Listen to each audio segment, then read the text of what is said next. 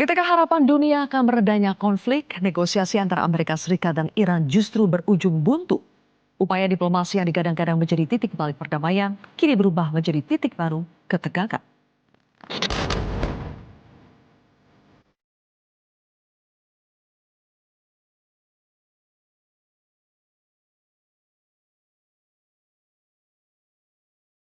Negosiasi berlangsung di Pakistan, negara yang berupaya menjadi penengah dua kekuatan besar. Amerika Serikat mengajukan sejumlah syarat, pembatasan program nuklir Iran, pengawasan internasional yang lebih ketat, pengurangan pengaruh militer Iran di kawasan. Sementara Iran menuntut pencabutan sanksi ekonomi, jaminan keamanan kedaulatan, pengakuan hak pengayaan nuklir untuk tujuan damai. Meski Iran menyatakan bersedia menunda kegiatan pengayaan uranium, namun negosiasi tidak menemukan titik temu.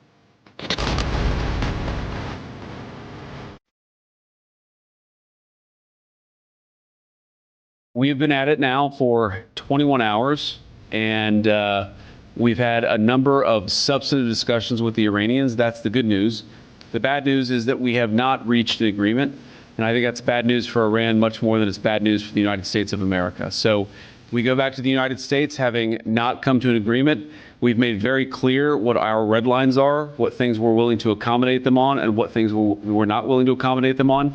And we've made that as clear as we possibly could, and they have chosen not to accept our terms. ما الان وارد یک فاز مذاکراتی شدیم، اما به هیچ وجه به آمریکایی‌ها اعتماد نمی‌کنیم. آمریکایی‌ها بدعهد هستند، به ویژه دولت حاکم، به ویژه رئیس جمهور متوهم، خودشیفته و نامتعادل آمریکا هیچ اعتمادی نداریم. اما خب حضور ما در این مذاکرات برای بیان خواسته های به حق ملت ایران. We hope that the two sides continue with the positive spirit to achieve durable peace and prosperity for the entire region and beyond. It is imperative that the parties continue to uphold their commitment to ceasefire. Pakistan has been and will continue to play its role to facilitate engagement and dialogue between the Islamic Republic of Iran and the United States of America in the days to come. Kegagalan ini tidak hanya berdampak bagi dua negara. Bagi Iran, tekanan ekonomi berlanjut, isolasi internasional belum berakhir. Bagi Amerika Serikat, kredibilitas diplomasi dipertanyakan. Situasi dalam negeri kian sulit. Dan bagi dunia, harga energi berpotensi naik. Ketegangan geopolitik meningkat, risiko konflik terbuka semakin nyata. Kedua pihak masih membuka peluang diplomasi. Amerika Serikat dan Iran dikabarkan tengah mengupayakan putaran negosiasi kedua yang rencananya akan digelar dalam pekan ini. Meski belum ada kepastian, langkah ini menjadi sinyal bahwa jalur diplomasi belum sepenuhnya ditinggalkan. Di dalam negeri, tekanan terhadap Donald Trump kian menguat. Kegagalan negosiasi dengan Iran dinilai sebagai kegagalan diplomasi yang berimbas pada kredibilitas kepemimpinan. Di Kongres Amerika Serikat, wacana impeachment atau pemakzulan mulai mengemuka. Semua ini menjadi akumulasi tekanan politik yang kini mengarah langsung ke Gedung Putih. Ancaman impeachment terhadap Donald Trump tidak muncul tanpa sebab. Ada sejumlah faktor yang kini menumpuk dan menjadi tekanan serius bagi pemerintahannya. Pertama, isu kesehatan mental. Sejumlah politisi termasuk Jamie Raskin menyoroti penurunan kapasitas kepemimpinan presiden. Kedua, kondisi ekonomi yang mulai tertekan. Ketidakpastian global, kenaikan harga energi, hingga gejolak pasar memicu kekhawatiran di dalam negeri. Ketiga, kebijakan luar negeri yang dinilai agresif. Ancaman blokade dan eskalasi militer dianggap risiko menyeret Amerika ke konflik terbuka. Keempat, menurunnya kepercayaan sekutu internasional. Sejumlah negara mitra mulai menjaga jarak dari kebijakan Washington. Dan terakhir, tekanan politik dari dalam negeri sendiri, baik dari oposisi maupun dari internal partai. We cannot excuse what the president said as a negotiating tactic. Threatening genocide is not a negotiating tactic. It is important that even though we were able to get this ceasefire, which I pray holds, that we hold this president accountable for what he threatened. Because threatening genocide is not just against international law, it's against our federal law too, and it is our job as Congress to stand up This president cannot be trusted to police himself. He does not recognize any red lines. Di tengah tekanan tersebut, Trump justru menaikkan taruhan. Ia mengancam memblokade Selat Hormuz, sebuah langkah yang dapat mengguncang ekonomi global. Dunia mengecam atas tindakan ini. Sejumlah negara menilai langkah Amerika justru berisiko memperkeruh situasi dan memperbesar potensi konflik. China menjadi salah satu yang paling tegas. China menilai blokade di jalur pelayaran Selat Hormuz tidak akan menyelesaikan masalah. Sebaliknya, langkah itu dinilai akan mengganggu stabilitas global termasuk pasokan energi dunia. 在相关方业已达成临时停火安排的情况下，美方加码军事部署，采取定向封锁行动，只会激化矛盾，加剧局势紧张，破坏本就脆弱的停火局面，并进一步冲击海峡通行安全。 Iran merespons keras ancaman blokade dari Amerika Serikat. Teheran menegaskan tindakan tersebut ilegal dan melanggar hukum internasional. Lebih dari itu, Iran menyebutnya sebagai bentuk pembajakan terhadap jalur perdagangan global. Pernyataan ini menegaskan ketegangan belum mereda dan potensi konflik masih terbuka lebar.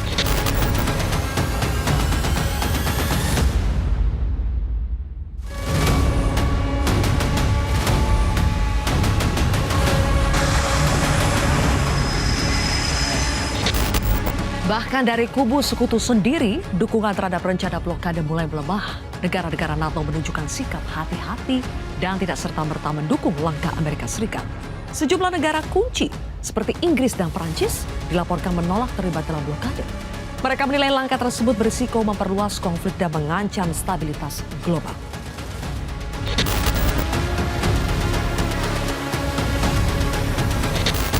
Ancaman blokade oleh Amerika Serikat bukanlah jalan keluar. Di Selat Hormuz setiap keputusan bukan hanya berdampak bagi dua negara tapi bagi dunia. Apakah blokade akan menghentikan konflik atau justru membuka babak baru yang lebih berbahaya? Itulah kontroversi selengkapnya. Perang ambisius rebut Selat Hormuz. Bersama saya, Zilvia Iskandar.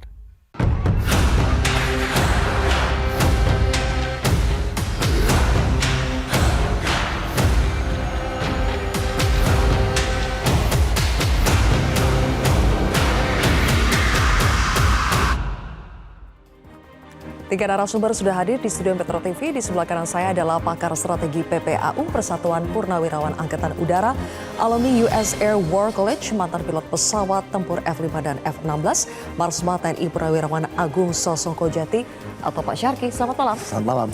Berikutnya ada Koordinator Eksekutif Indonesia Intelligence Institute, Mas Ridwan Habib. Selamat malam. Selamat malam. Dan juga telah hadir pakar politik Timur Tengah Hasibullah Satrawi. Mas Hasibullah, selamat malam. Terima kasih sudah hadir di kontroversi.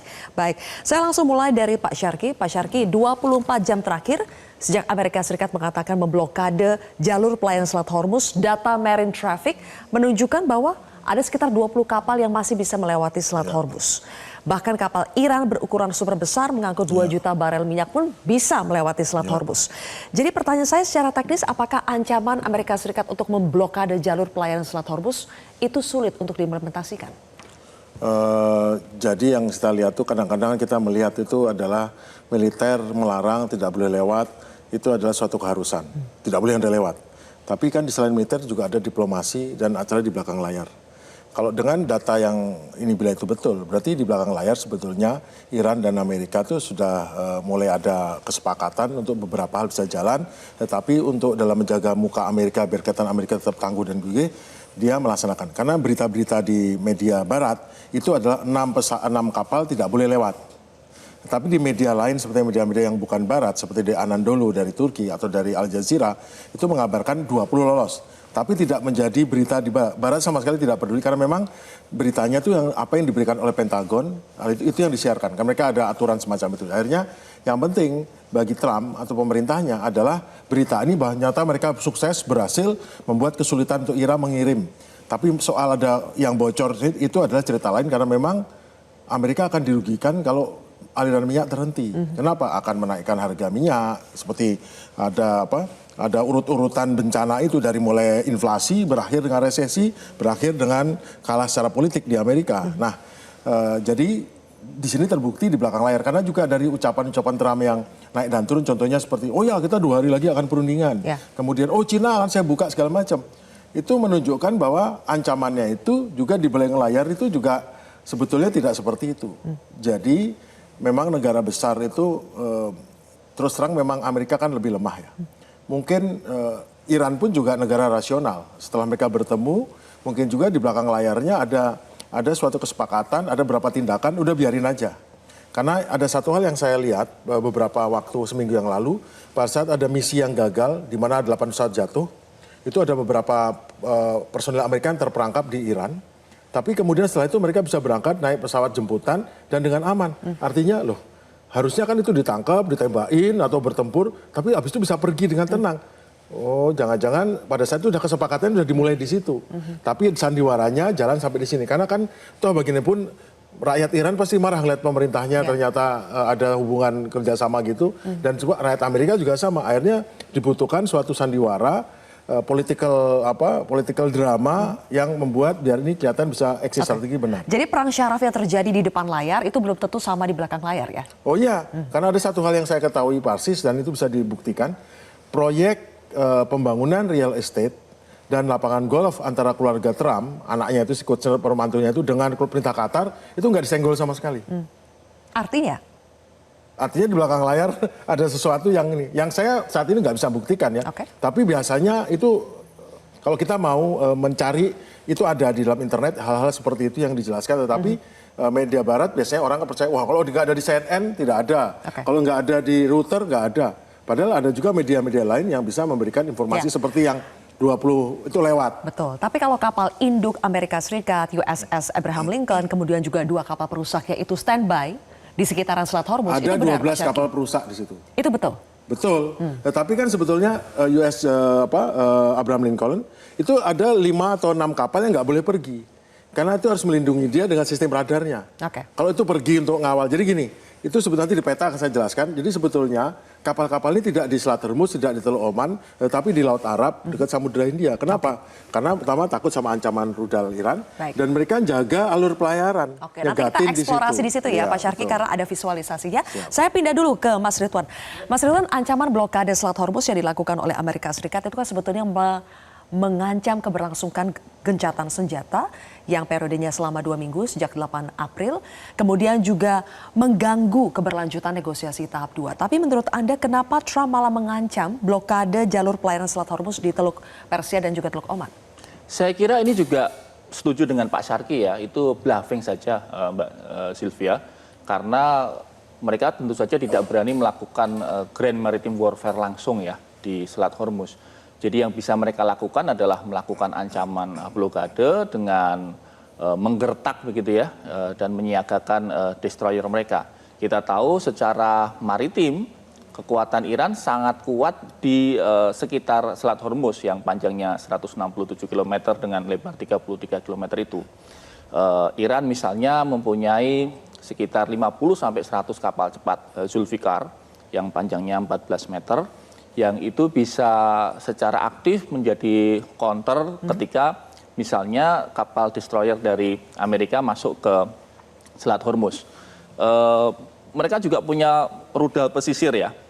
Di barisan pesisir itu ada rudal-rudal yang siap diluncurkan ketika misalnya Amerika nekat masuk. Jadi menjawab pertanyaan Mbak Sylvia tadi, saya kira memang itu bagian dari bluffing Trump. Menjaga image dia sebagai presiden negara besar, tanda petik. Lalu kemudian di sisi lain dia ingin menunjukkan kepada dunia bahwa ya Navy kami nggak kalah kok dengan Iran. Tapi tidak benar-benar memblokade? Saya kira tidak sepenuhnya ya. Ada beberapa yang sangat selektif begitu. Dan Iran sendiri tampaknya juga siap-siap aja kok kalau misalnya di blokade. Mereka sudah sangat biasa dengan blokade ekonomi. Jadi bukan masalah besar buat Iran. Tetapi Iran menambahkan ancamannya, Mas Hasibullah, dengan mengatakan kalau blokade dari Amerika Serikat terus dilanjutkan, maka mereka akan mengambil langkah lebih jauh, yaitu menutup Laut Merah. Di Laut Merah itu ada Selat Bab el-Mandeb ya, kita tahu. Apakah itu mungkin Iran akan bertindak sejauh itu? Bukankah ini akan sangat merugikan bagi negara-negara teluk yang ada di sekitar juga? Ya, terima kasih.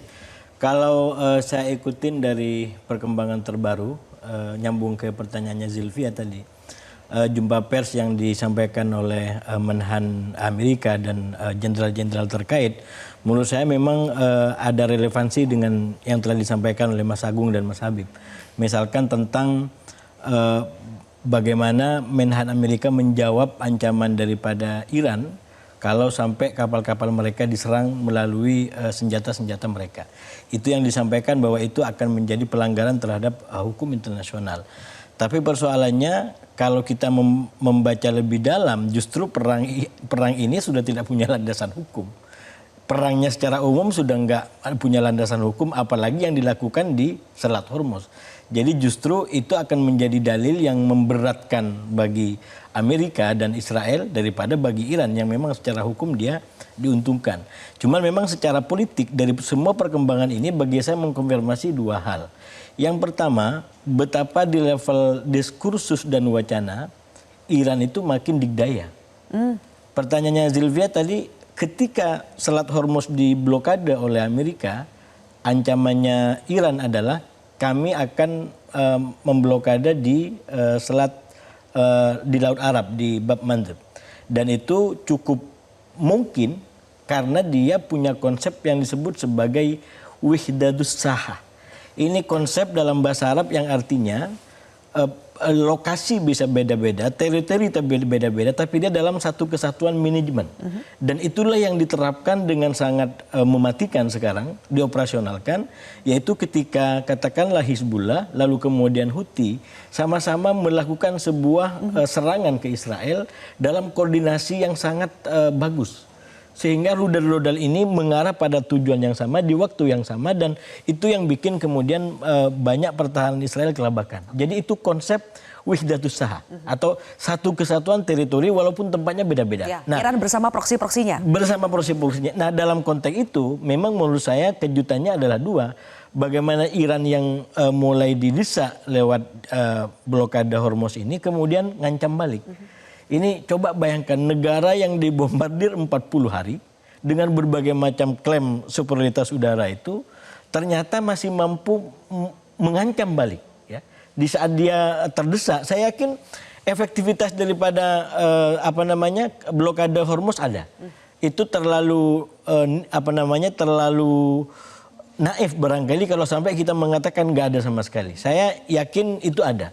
Yang dilakukan oleh Amerika? Yang dilakukan oleh Amerika. Okay. Cuman kita harus juga mengukur sejauh mana dia merespon. Nah, bagi saya yang mengejutkan adalah bukan soal pengaruh, tapi bagaimana dia responnya. Responnya adalah dua. Dia sampaikan bahwa kami akan serang tadi responnya. Dan yang kedua dia sampaikan ini bisa menjadi bagian daripada pelanggaran gencatan senjata. Jadi, Zilvia, kalau kita baca dalam konteks itu, maka sebenarnya Iran menunjukkan bukan sedang pihak yang takluk, bukan menjadi pihak yang tak berdaya. Justru secara konsisten menurut saya dari awal perang sampai sekarang, Iran menempatkan dirinya berada pada posisi yang masih bisa ngelawan. Dan itu relate dengan realitas yang dialami Trump. Saya selalu katakan apa yang dilakukan Trump di perang lanjut ke perundingan itu satu maknanya, bahwa dia belum dapat apa yang dia mau. Dengan metode perang sampai babak belur mau kembalikan ke zaman batu nggak dapat yang dia mau. Bawa ke meja perundingan pakai gertak 21 jam nggak dapat yang dia mau. Sekarang dia bawa lagi ke blokade Hormuz juga belum dapat yang dia mau. Jadi ini yang menurut saya realitasnya. Di satu sisi Trump dan Israel belum dapat yang dia mau, tapi justru Iran membalikkan keadaan dengan diskursus ancaman tadi. Apakah sebagian menyebut bahwa Iran memiliki kartu as yaitu dengan menutup Laut Merah. Tapi menurut saya atau menurut Mas Ridwan, apakah sebetulnya Iran akan bertindak sejauh itu? Bukankah itu risikonya juga tinggi kalau sampai menutup Laut Merah? Ya, saat ini Iran sebenarnya dalam posisi yang sangat menang ya, unggul ya Mbak Zilvia. Dan saya sih tidak meyakini itu akan dilakukan. Terutama misalnya dia sangat berharap dukungan-dukungan, perubahan dukungan dari negara-negara Teluk, termasuk Arab Saudi. Jadi dalam posisi sekarang tampaknya Iran punya kartu trufnya yang kemudian bisa dalam tanda petik memaksa negara-negara Teluk itu untuk mengakui keunggulan Iran. Dengan dia melakukan blokade di Laut Merah misalnya, itu akan membuat rayuan Iran kembali ke titik nol. yang sebelumnya negara-negara ini sudah mau memikirkan untuk berkolaborasi dengan Iran karena ada satu musuh bersama, yakni Zionis Israel. Bayangkan ya, kalau terjadi persatuan, maka ada satu negara Iran yang sangat kuat melawan Israel. Iran dibantu oleh Pakistan yang punya fakta pertahanan dengan Saudi, ada Turki di situ yang siap secara advance teknologi, dan ada Mesir. Jadi inilah yang kemudian menakutkan bagi Israel. Kalau negara-negara ini bersatu, tentu saja itu akan membuat Israel makin terkucil. Oke, baik.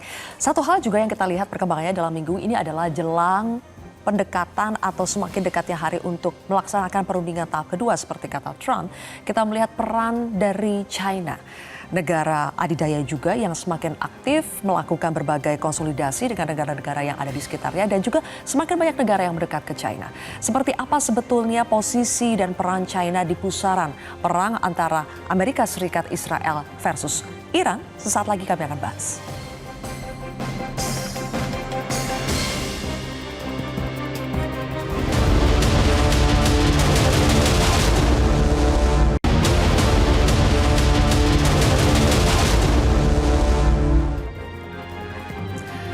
Baik, pemirsa, kami akan menampilkan kepada Anda informasi terbaru di mana Trump mengklaim China senang karena Trump membuka Selat Hormuz bagi China. Kemudian juga Presiden Xi telah setuju untuk tidak memasok senjata ke Iran. Nah, sebelumnya Trump mengancam akan mengenakan tarif 50% pada barang China. Kembali lagi ke Mas Ridwan, berdasarkan analisis Anda, mengapa China itu semakin terseret ya dalam pusaran perang Amerika Serikat-Iran? Pertama, China sangat diuntungkan dalam situasi perang Iran dan Amerika ini karena konsentrasi Amerika akan fokus di kawasan Timur Tengah sehingga Pasifik agak kosong, agak landai. Apapun upaya China misalnya dalam hal ini terkait dengan rivalitas dia dengan Taiwan, itu akan lebih leluasa, itu yang pertama. Yang kedua, sebenarnya Beijing saya kira menunggu kejatuhan atau downfall dari salah strateginya Amerika. Karena kalau kemudian Amerika ini makin salah strategi, Beijing atau Tiongkok akan menjadi the new hegemon in the world. Dia yang akan menggantikan supremasi Amerika. Jadi secara umum Mbak Zilvia sangat diuntungkan dengan situasi ini. Walaupun tentu saja secara diplomasi Menteri Luar Negeri dari Cina mengatakan bahwa mereka ingin segera konflik ini berakhir. Ya.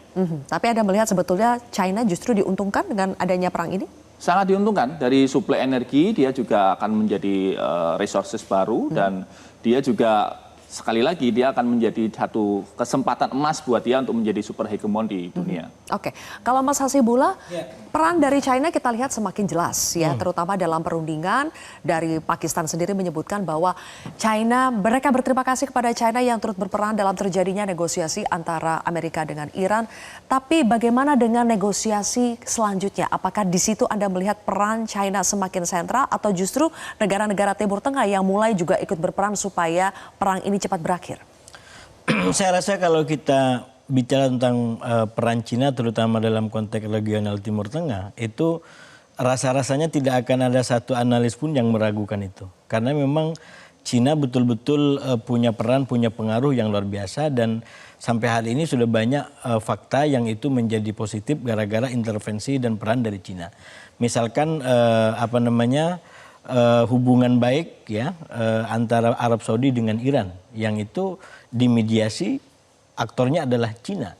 Nah, oleh karena itu kalau ditanya apakah Timur Tengah berharap adanya Cina berperan di situ, saya yakin berharap banget. Bukan hanya Spanyol yang hari ini udah mulai juga melirik ke sana, bukan hanya Inggris, Rusia juga? Bukan hanya Rusia, tapi juga negara-negara di Timur Tengah. Tapi persoalannya apakah Cina memiliki interest dan kemudian ambisi yang seperti diharapkan orang. Yang ingin saya katakan, saya selalu kasih pengandaian, ibarat katakanlah para putri, itu kalau Cina menjadi putra mahkota, tinggal pilih ke Timur Tengah, semua orang akan mau. Tapi masalahnya Cina tetap dengan karakternya menurut saya, yaitu dengan karakter berdagang yang dia juga tidak ingin terlalu banyak musuh dengan siapapun. Yang penting prinsip dia adalah bagaimana bisa berdagang, bagaimana bisa berjualan dan saling menguntungkan. Nah, ini filosofi yang sangat positif menurut saya dari kultur. Jadi bukan dagang. ingin menggantikan peran Amerika Serikat sebagai polisi dunia. Saya belum punya bacaan ke sana. Bahwa dia punya peran di mana-mana iya, sangat luar biasa. Tapi apakah dia punya ambisi untuk menjadi polisi dunia, kemudian berantem atau berhadapan dengan kekuatan lain? Sejauh ini tidak menjadi pilihan. Motif ekonomi itu lebih dominan ya? Ya, terkecuali di wilayahnya yang tadi disampaikan Mas Ridwan. Ya. Dan dalam konteks itu bisa menambahkan lagi keuntungan Cina dari perang ini, karena paling tidak dalam konteks digunakan di pinggir rumahnya sendiri, di Taiwan maksud saya, dia bisa mengetahui update-update persenjataan lawan sekarang ini. Persenjataan dunia-dunia. Jadi dia tahu bagaimana teknologinya Amerika terbaru. Dia tahu bagaimana teknologinya Israel terbaru. Dia tahu teknologinya Iran terbaru. Dan itu akan sangat kontributif, akan sangat berguna ketika mau digunakan untuk kepentingan dalam negerinya. Ya. Jadi itu yang bagi saya menjadi keterbatasan dalam tanda kutip. Diharapkan Cina berperan luar biasa, tapi Cina sangat mengukur diri karena dia tidak ingin untuk bermasalah dengan kekuatan lain. Oke, baik. Bacaan saya. Bacanya seperti itu ya. Sekarang kami akan kembali lagi pemirsa dengan topik kita pada hari ini, yaitu blokade Amerika Serikat terhadap jalur pelayaran Selat Hormuz yang tujuannya adalah sebetulnya semakin menekan Iran, terutama dari sisi ekonomi. Karena kapal-kapal ini, baik itu kapal tanker maupun kapal kargo, di situ ada lalu lintas yang tentu saja ada motif ekonominya di situ.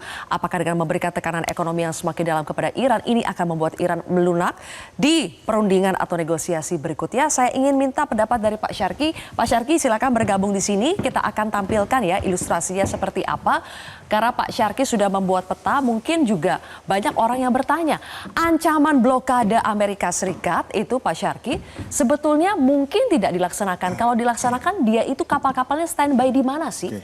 Hambatan utamanya adalah seperti disebutkan oleh Pak Habib tadi, adalah di daerah sini ada yang namanya rudal anti kapal dengan radius sekitar 400 km yang membuat kapal-kapal itu terpaksa berada di luar. Kapal-kapal Amerika ya? Ini adalah namanya Selat Hormuz, ini Teluk Oman, kemudian ini Laut Arab. Jadi praktis yang disebut blokade adalah menjaga jalur pelayaran ke mana, ke barat, jalur pelayaran ke timur, mereka standby di sini. USS Abraham Lincoln itu akan dikawal oleh 5 kapal perusak atau kapal penjelajah yang akan berfungsi sebagai payung untuk pengamanan Aegis, pengamanan dari rudal kalau diserang dengan rudal balistik dan macam-macam. Tapi berarti dia menugaskan dari 12 pesawat kapal yang mengikutinya, berarti dia tugaskan 3 kapal mengawal di sini, 3 kapal yang mengawal di sini. Nah, untuk bagaimana dia cara melaksanakan blokade dengan mengirimkan helikopter peringatan. Terus bagaimana dia tahu ada kapal itu lewat di situ? Ya. Nah, kapal di situ tahunya karena setiap kapal itu memiliki transponder yang akan memancarkan lewat satelit atau radio VHF dan kelihatan dia keluar di sini, dia parkir di mana. Namun masalahnya tujuan transponder itu untuk keselamatan pelayaran.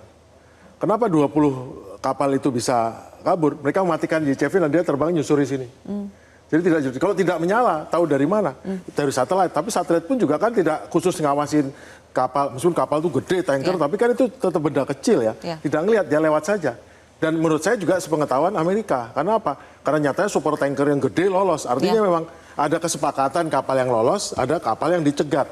Dan dicegat ternyata ada kapal, ada 1-2 kapal yang keluar, terus balik lagi. Balik pun tidak masuk Selat Hormuz. Ada yang mereka parkirnya di Chabahar sini. Chabahar itu ujung Sini. Nah, ini kan Pakistan ya. Ini Pakistan. Nah, ini Chabahar sini. Sini ada pelabuhan laut dalam. Mereka nunggu di sini. Sepertinya menunggu sesuatu yang terjadi, dan sesuatu yang terjadi itu kelihatan daripada briefingnya Trump bahwa ini akan ada China akan boleh lewat, saya akan dapat pelukan yang hangat dan dari China saya akan izinkan lewat, kemudian bahwa ini akan dibuka blokadenya dan segala macam itu. Namun kapal-kapal ini ada ancaman dari Cina. Cina marah bahwa ini nggak boleh, ini nggak benar nih. Nah, Trump mengatakan demikian, prakteknya ini masuk baru hari kedua dari kata-kata Trump, kita harus lihat besok apa yang terjadi. Tapi menurut saya pada saat nanti sudah mulai ada perundingan lagi, itu sudah dibuka. Kenapa? Karena pada hari ini sudah naik di atas $100 itu harga minyak per barel. Pada saat Trump mengatakan akan ada perundingan turun ke 90. Tetapi pada saat ada kapal yang berbalik, kapal Cherry sama berbalik, itu tiba-tiba naik lagi. Nah, kapal Cherry itu berbalik itu padahal sudah diloloskan sama Amerika. Dia berbalik kenapa? Ya mungkin kalau dia harganya jadi turun nih, terus dia dinaikkan lagi. Jadi ada semacam yang agak misteri di sini, kenapa berbalik? Alasannya apa? Oh, dia udah keluar kok. Pak Syarki, tapi kalau misalnya nih seandainya sebetulnya kapal-kapal ini yang sudah lolos dari Iran ya, artinya mereka mendapatkan izin melewati Selat Hormuz dari Iran, tapi kemudian dicegat oleh kapal-kapal Amerika, apakah di sini Iran bisa melakukan aksi-aksi tindakan kepada kapal yang sudah mencegat kapal yang sudah diizinkan lolos oleh Iran? Ya betul, jarak 300 itu adalah kapal, ada rudal anti kapal, Ya. rudal pesisir namanya. Itu jaraknya cuma 300 km. Jangan lupa, di sini ada rudal yang 1.500 km, yaitu rudal Fatah 2 sama rudal balistik, pakai Fatah 2 lah. Nah itu yang mengancam ini, yang mengancam mereka ini. Karena diketahui bahwa juga yang namanya drone-drone Syahid yang tipe 136 propeller atau 238 jet, itu jangkauannya 1.500 km. Mereka bisa mengharas itu mengganggu ya, dengan mengirim itu. Dan mereka tidak khawatir karena mereka tahu betul lokasi koordinatnya. Makanya banyak daripada para kru awak ini mereka berhati-hati karena pengalaman dengan USS yang sudah balik, Gerald Ford yang sekarang nongkrong di sini di Mediterania, itu 300 krunya itu harus ikut perawatan psikologis karena katanya diserang oleh rudalnya Iran. Cuman detailnya kita nggak tahu. Yang saya dapat informasinya adalah 360 orang harus perawatan psikologis setelah dia balik ke sana. Oh, tapi di berita-berita media mainstream tidak dipublikasikan? Ada, Donald Trump cerita bahwa kapal itu diserang dari 17 arah dengan drone. Nah, apa yang terjadi di situ, apa yang terjadi di sana tidak ada berita, betul. Tapi yang kita dapat berita yang bocor yang mungkin nggak disangka adalah bocornya harus mendarat di Siprus, itu 360 orang harus dirawat di rumah sakit karena merasa mendapatkan psikotrauma gitu. Atau trauma dari peta ini sebetulnya kelihatan nggak Pak, Laut Merah katanya yang mau ditutup lagi sama Iran itu yang mana? Ini itu? Laut Merah. Oke, di bawah sini. Laut Merah, ini Selat Bab el Mandeb.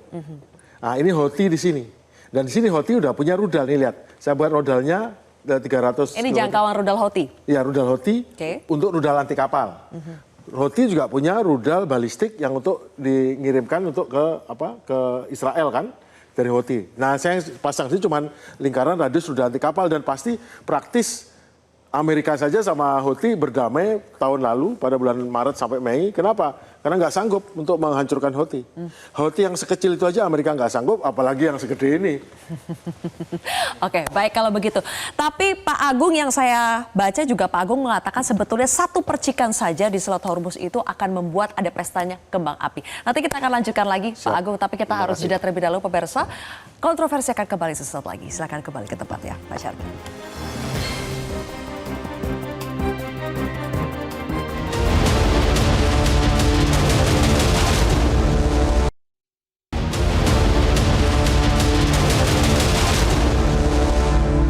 Tadi saya sempat baca di peta yang dibuat oleh Pak Syarki. Pak Syarki itu menggambarkan situasi di Selat Hormuz saat ini ibarat pesta kembang api. Jadi tinggal menunggu satu percikan saja.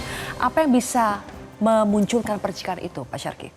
Adalah tetap namanya fog of war. Dalam peperangan itu tetap ada orang-orang yang melakukan kesalahan, capek. Contohnya adalah pada saat 3 pesawat F-15 tiba-tiba ditembak jatuh oleh Kuwait.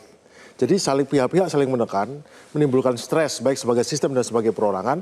Nah, stres ini yang kadang-kadang menimbulkan ada orang-orang yang mengalami ketidaktahanan mental dan memulai suatu konflik atau suatu ini.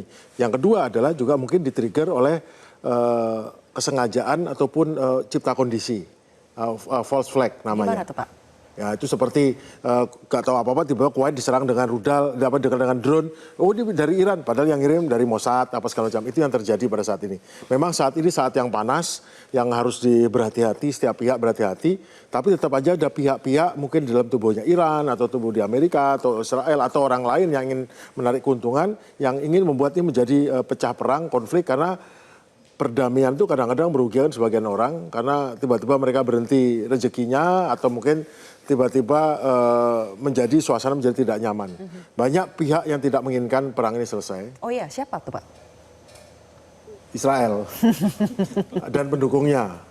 Dan di dalam tubuh organisasi Amerika Angkatan Bersenjata ada banyak orang yang dual citizenship. Dia warga Israel, dia warga Amerika, dia jadi prajuritnya Israel, bisa juga prajurit Amerika. Ya. Nah itu menimbulkan masalah, kadang-kadang seperti itu yang terjadi. Makanya banyak kejadian-kejadian, kecelakaan, apapun yang mencurigakan, yang contohnya seperti kemarin upaya Amerika untuk mengambil alih uranium, itu gagal gagalnya kenapa kok bocor gini? Mungkin disengaja. Kenapa? Agar menimbulkan korban di Amerika, rakyat Amerika marah, nanti balas dendam. Jadi rentetan konfliknya berlanjut terus.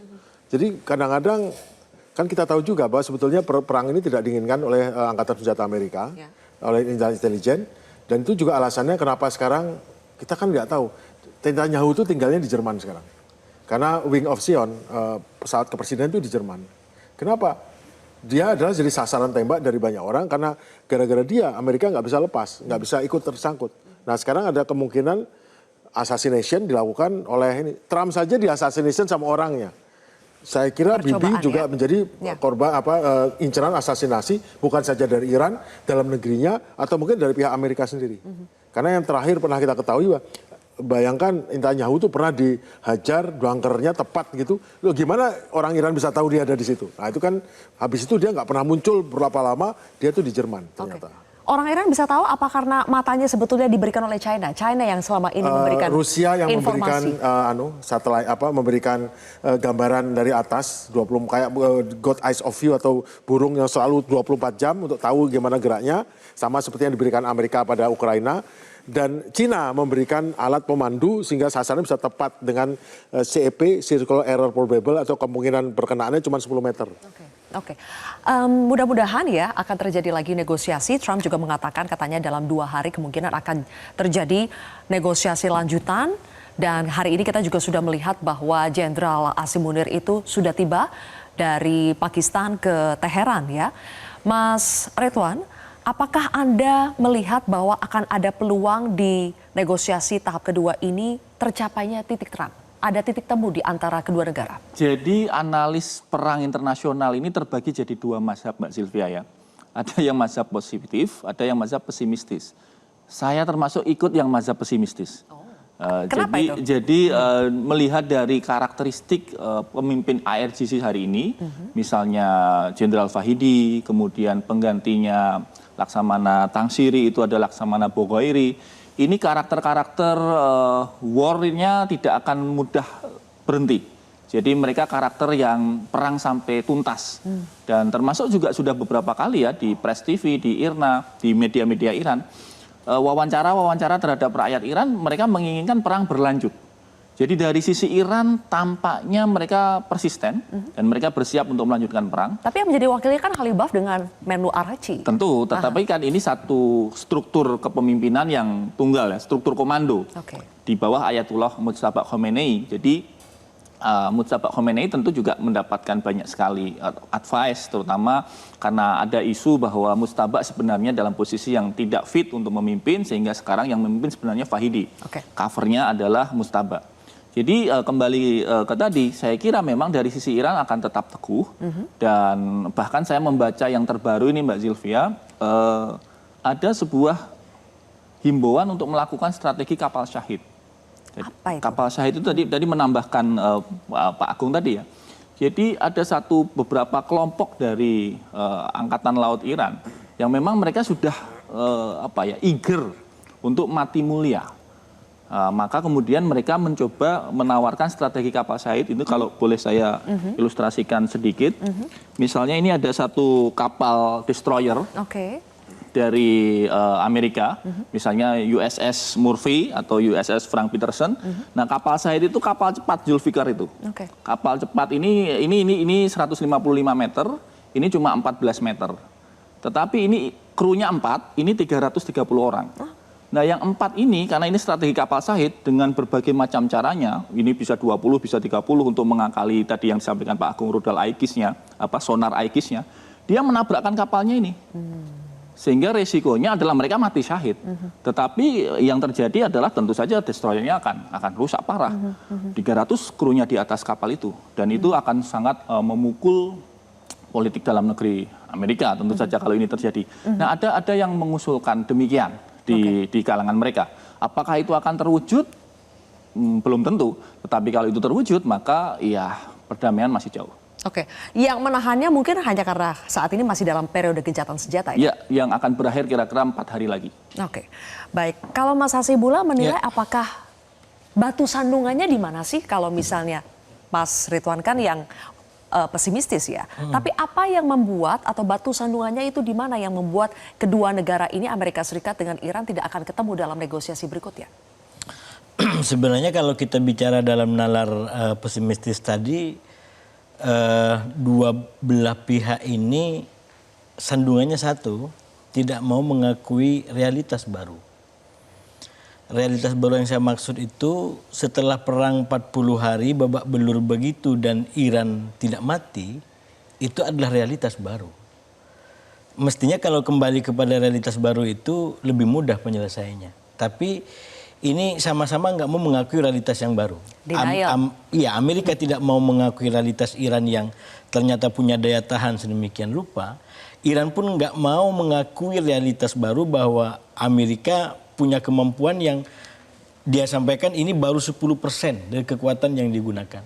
Bahkan kalau merujuk lagi-lagi kepada konversi pers terbaru yang disampaikan oleh Menhan Iran tadi, itu jelas emosinya disampaikan bahwa kita tidak sama kekuatannya, ini baru 10% yang kita lakukan, jadi ambillah opsi yang baik. Dan saya membaca varian-varian ini semua, terus terang kalau membaca ke depan gimana, sepertinya 50-50 tapi lebih cenderung sedikit bahwa ini menuju akhir. Menuju akhir?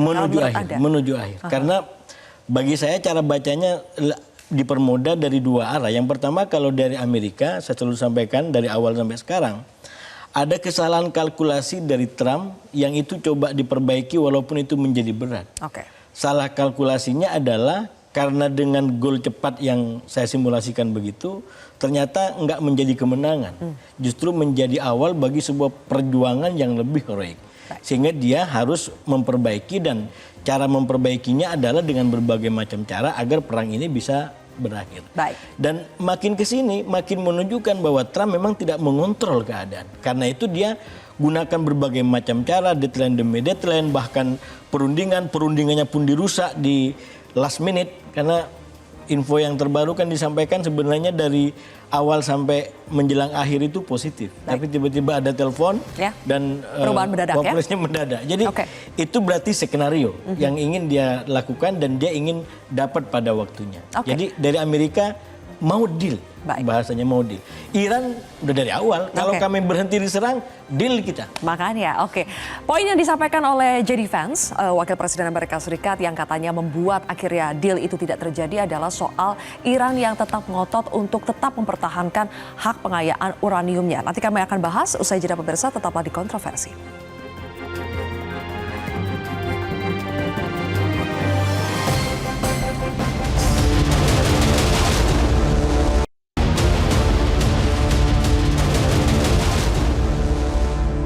Pak Syarki, bisakah ada titik tengah untuk poin pengayaan uranium, atau misalnya Iran akan menuruti keinginan Amerika Serikat apabila semua sanksi ekonominya dicabut? Trump dikejar oleh exit strategi karena dia tidak ingin ekonomi Amerika makin rusak gara-gara naiknya harga minyak dan naiknya harga komoditi lain termasuk pupuk. Karena begitu masuk musim panas ini harus segera menanam dan perlu pupuk di Amerika dan di seluruh penjuru dunia, akan masalah besar. Nah, kemarin kebetulan Vance, wakil presiden, sudah nego antara Iran minta 5 tahun untuk stop pengayaan dan Amerika 20 tahun. Dan pada saat itu Trump mengatakan ini red line, nggak usah dilanjutkan. Dan Trump akan datang sebagai pahlawan seperti biasa, dia akan menjadi seperti bukan pecinta perang tetapi juru damai, memberi ini dan tanpa syarat akan memberikan mungkin dealnya di 10 tahun atau 8 tahun, 7 tahun. Yang jelas dia berhasil menyelesaikan dan fans dan timnya itu tidak bisa menyelesaikan, hanya Trump yang datang selesaikan. Jadi itu kira-kira dengan Trump, dan semua yang dilakukan sekarang ini adalah hanya ancaman, hanya gertakan untuk menunjukkan bahwa dia hebat, blokade, Iran menyerah karena blokade, Iran menyerah karena ditekan tempat lain, Lebanon dan lain sebagainya, yang bisa menunjukkan bahwa Amerika menang. Exit strategi menang dan manut, tunduk, nurut, dan Trump adalah pahlawannya, dan habis itu pahlawannya untuk menurunkan harga minyak dan segala macam, dan dia seorang yang bijaksana. Ya seperti itulah Trump, kira-kira itu. Seperti itu ya. Baik, terima kasih Pak Syarki. Mas Hasibullah, kedatangan Pakistan hari ini apakah mengindikasikan bahwa ada penawaran baru yang sudah dititipkan oleh Amerika Serikat, disampaikan oleh Pakistan kepada Iran? Sudah pasti. Dalam sebuah negosiasi itu memberi sebagian, mendapatkan sebagian. Jadi tidak ada yang dapat semuanya. Nah, cuman kalau kita sambungkan dengan pembahasan kita pada malam hari ini, saya ingin sampaikan dua barangkali sebagai penutup. Tadi saya sampaikan perkiraan saya kemungkinannya ini adalah menuju akhir. Mungkin angkanya saya bisa kasih 55 menuju akhir, berarti 45 tetap ada kemungkinan menuju eskalasi. Dan Iran harus tetap hati-hati karena ini adalah Trump yang tidak bisa kita baca secara biasa. Pergerakan tentara yang terus bertambah itu bisa menjadi yang terjadi adalah 45. Dan yang kedua, kalau ini akan menjadi berakhir nanti komprominya, kata Zilvia tadi, itu sebenarnya dua isu itu bisa ketemu formulanya. Yang pertama soal uranium. Uranium itu kan kalau kembalikan kepada lagu yang saya kasih untuk Presiden Trump ini adalah kau yang memulai, kau yang mengakhiri. Jadi cerita uranium juga dia yang menyampaikan bahwa dalam perang 12 hari udah selesai. Baik. Cuman dia hidupkan kembali dalam perang sekarang. Jadi Trump bisa punya narasi bahwa ini juga udah selesai, bisa kompromi. Nah, tinggal yang tersisa adalah soal bagaimana katakanlah Hormuz dan Lebanon. Hormuz saya rasa dari awal kalau dari Iran sudah jelas bahwa Hormuz itu hanya senjata. Dari awal Hormuz nggak pernah jadi masalah. Baik. Jadi sekarang justru menjadi masalah karena ada perang. Itu narasi yang dibangun oleh Iran. Kami tidak pernah nutup selat Hormuz. Cuman Hormuz ini ditutup bagi orang yang jahat sama kami. Dan artinya Hormuz juga mestinya tidak menjadi masalah. Dan yang terakhir soal Lebanon. Nah, kalau kita ikuti perkembangan Lebanon, itu diperkirakan besok akan ada pertemuan langsung di antara pimpinan Israel Lebanon dengan Lebanon. Ya. Dan itu bisa jadi juga mengarah kepada menuju akhir yang indah bagi semua. Oke, Amin. baik. Oke. Terakhir juga Mas Redwan, soal pengayaan uranium ya, kembali lagi. Apakah justru dengan membaca dinamika perang yang terjadi saat ini, Iran akan semakin ngotot meskipun sebelumnya ada fatwa dari Ayatullah Ali Khamenei yang melarang pengayaan uranium berubah menjadi senjata nuklir, tapi dengan membaca eskalasi hari ini, apakah Iran akan belajar justru dia lebih membutuhkan senjata nuklir hari ini? Iran selama ini sudah patuh dengan hukum internasional. Kita tahu Zilvia, sebelum terjadinya perang, mereka sedang dalam negosiasi dalam pantauan IAEA dengan fasilitator Oman. Betul. Tetapi pada saat perundingan berjalan, tiba-tiba saja ada pengkhianatan. Israel dan Amerika bahkan membunuh pimpinan tertinggi Iran, Ayatullah Ali Khamenei. Jadi sekarang posisinya Iran sudah tidak percaya lagi saya kira dengan hukum internasional. Toh selama ini ternyata rezim hukum internasional tidak berfungsi sebagaimana mestinya. Alhamdulillahnya tampaknya Iran bisa menunjukkan sebagai sebuah negara yang sangat tahan. 40 hari diserang mati-matian oleh ratusan jet tempur Israel dan Amerika, dia masih bisa bertahan. Dia menunjukkan kepada dunia bahwa tidak boleh ada satupun negara yang sok jadi polisi dunia, dalam hal ini adalah Amerika. Bahkan hari ini Iran memimpin perundingan dan bahkan bisa saja Zilvia dia akan menjadi Pak Iranika yang akan menyatukan semua kekuatan-kekuatan negara Arab termasuk Mesir, Turki, dan Pakistan. Baik. Dan kalau itu terjadi, maka ramalan pendiri Hamas, Syekh Ahmad Yassin, Israel akan hilang tahun 2027. Terima kasih Mas Ridwan atas analisis Anda. Pak Syarki dan juga Mas Hasibulla, terima kasih sudah bergabung di Kontroversi. Pemirsa, 47 hari sudah konflik Amerika Serikat Israel-Iran berlangsung. Perebutan Selat Hormuz menaikkan tensi di tengah gencatan senjata. Semoga negosiasi mendatang bisa menghasilkan titik yang lebih terang. Saya Zilvia Iskandar pamit undur diri. Terima kasih telah menyaksikan Kontroversi.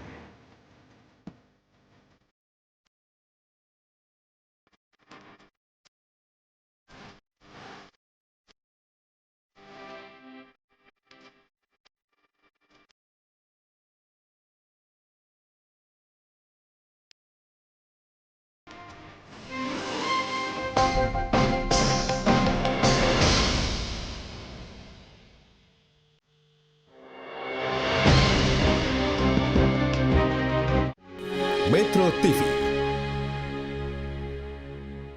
Jelajahi cara baru mendapatkan informasi. Download Metro TV Extend sekarang.